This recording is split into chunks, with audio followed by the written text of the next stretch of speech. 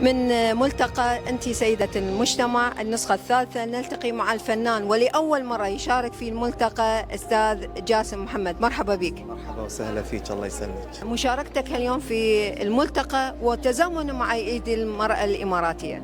والله هذه في البداية أنا حاب أشكر اللجنة القائمة المنظمة على هذه الفعالية، وأنهم اتاحوا لي الفرصة أن أكون موجود معاهم بالنسخة الثالثة، وهذا شرف كبير لي، وأتمنى أن يكون عندي حسن الظن دائما. أغنية خاصة لهالحفل اليوم؟ والله راح نشارك اليوم بأغنية خاصة عن المرأة الإماراتية، هي من كلمات الشاعر طارق بالحاي ومن ألحان محمد العصيمي ومن غنائي إن شاء الله. تقول لنا كلمة واحدة بس؟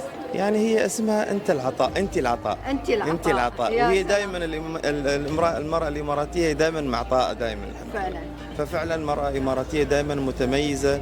المرأة الإماراتية وصلت لأبعد المراحل، شاركت ونافست في أكثر من حدث عالمي. طبعا أحب أوجه لها تحية خاصة للمرأة الإماراتية. شيوخ الإمارات وشعب الإمارات دائما مساند إلى المرأة الإماراتية. طبعا شيوخنا وحكامنا هم الداعمين الأساسيين في كل المجالات، مش بس المرأة الإماراتية، داعمين المواهب، داعمين المرأة الإماراتية، داعمين المواطن في كل المجالات. الحمد لله وشكرا. الله يحفظ البلد. الله يسلمك.